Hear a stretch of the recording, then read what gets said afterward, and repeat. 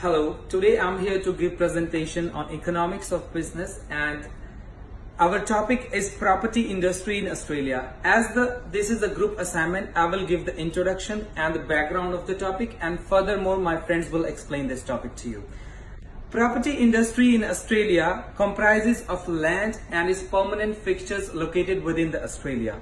The average Australian property prices grew from 0.5% per year from 1890 to 1990 with inflation. However, rose from 1990 to 2017 at a faster rate and may be showing a signs of contracting economic bubble. The fastest growing regions in Australia are Sydney, Melbourne and Brisbane. After this, I'll explain about the portals of the market all over the world on the basis of established, emerging and early stage countries. This is good news for Australia, that Australia is an established country, and Europe as well, because the market structure in this country is all finalized and everything is online. In emerging countries, Hong Kong and India on the top, because still the market structure is under construction and this system is coming slowly online. After, we'll talk about the early stage countries. Early stage include Africa and majority of parts of Asia as well, because the internet in these countries is still coming and many players within the market are emerging and there isn't any leader for these kind of players. So these kind of countries are still emerging. After this, I'll explain about the property industry and the dividends into several areas. Firstly, development, then sales and marketing, then brokerage, then property management, then lending, and then property services. Thank you. And after this, my friends will explain the furthermore topics to you. Respected madam, today I would like to talk about on a topic Australian market structure. So what are the points on that? It's the first point of that is population and annual growth in Australia. Australia is basically an urban economy, urban country. The population of Australia capital cities are of 2/3 of the total population. People are more likely to live in these areas. Sydney is the biggest capital than the other cities, but Melbourne is also expanding more rapidly. According to the specialist, it will take over Sydney in 2030s. Land price and annual change, the second point. The largest and the most expensive property market are Sydney in 4 years. Its average property value grows 89%. Melbourne are having the highest year growth of 27% in 2017. In 2017, the average lot size is well under 500 square meter in all 5 capitals. Housing affordability, the third point. Housing affordability is actually the price of houses as compared to the income ratio of the general public. According to the demographic survey among 239 urban market in 9 countries, Australian market are ranked at 22nd as either seriously unaffordable or severely unaffordable. The highest house price to income ratio are in Sydney and Melbourne. During price and annual changes, the third point in Australian market structure. There is slight decrease in national drawing value.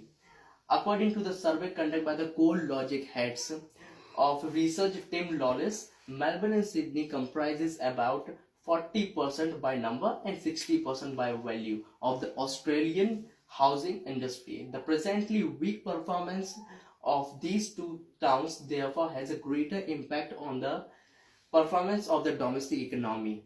The fourth point is the vacancy rate and approximately 3% of the balanced rental market.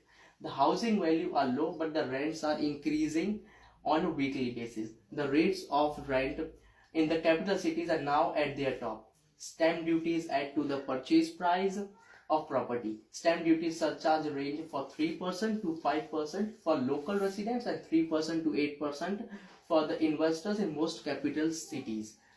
First home owner grant, the state funded scheme. The first home owner grant support the people in buying their own home.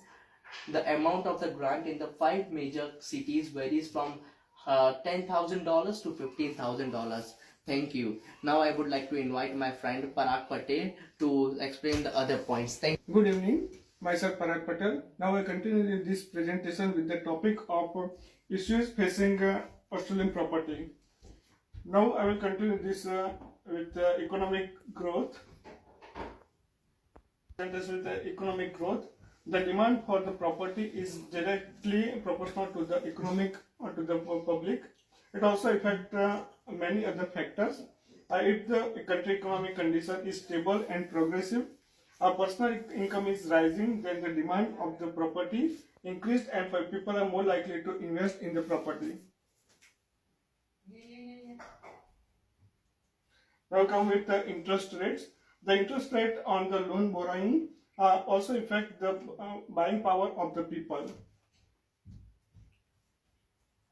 Next is consumer confidence.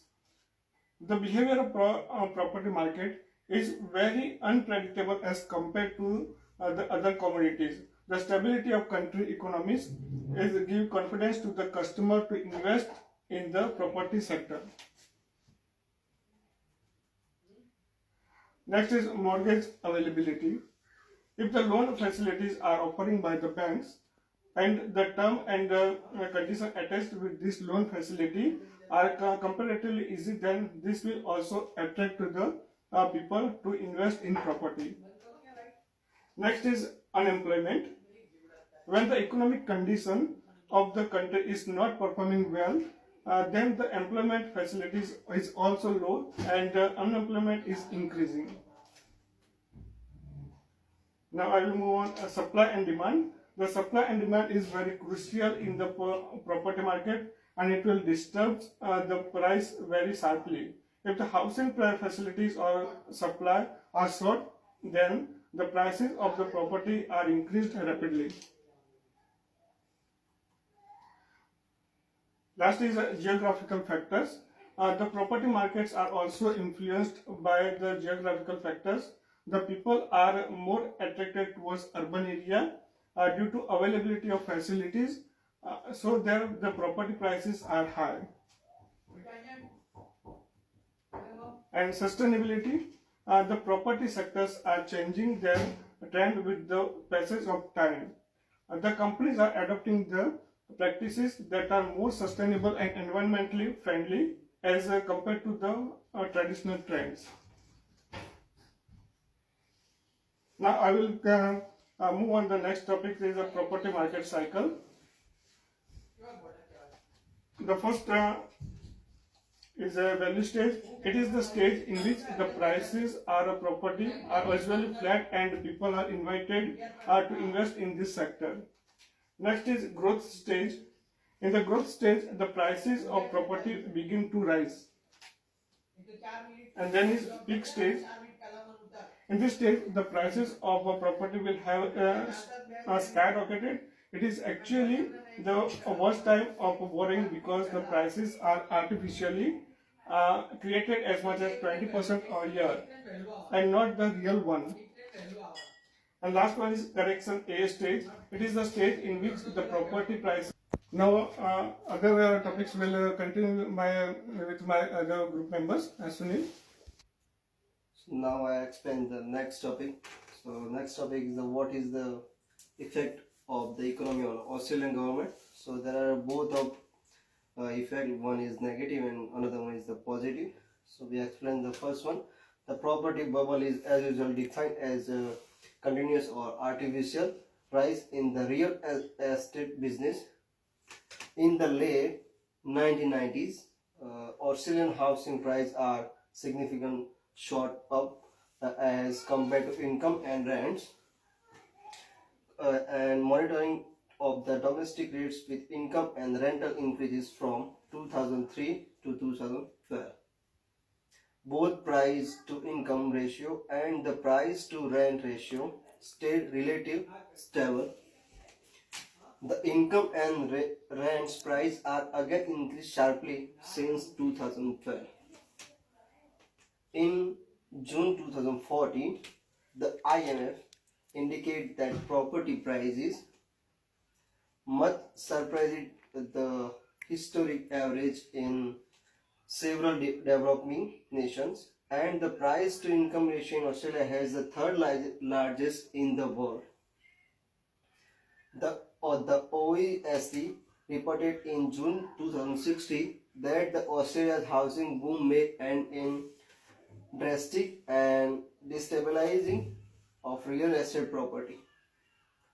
As per the expectation in December 2018, the prices are the decline up to 10% in Sydney and Melbourne, among with the some regional towns, just in 1 year, and 10 to 20% is it projected in the near future. Now I am talking about the government policy. So with this kind of the effect, government make the some of the policy for the rates and development. So first one is the negative hearing. So it indicates that the replacement of the loan price and interest rate are the higher than the rental returns. The property investor in the Australia considerably decrease their tax bills and repayment schedule when they are deservedly affected.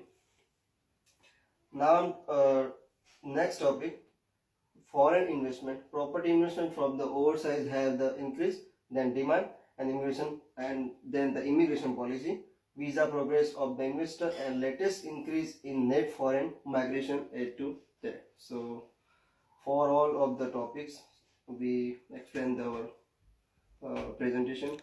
Thank you so much, everyone. Thanks.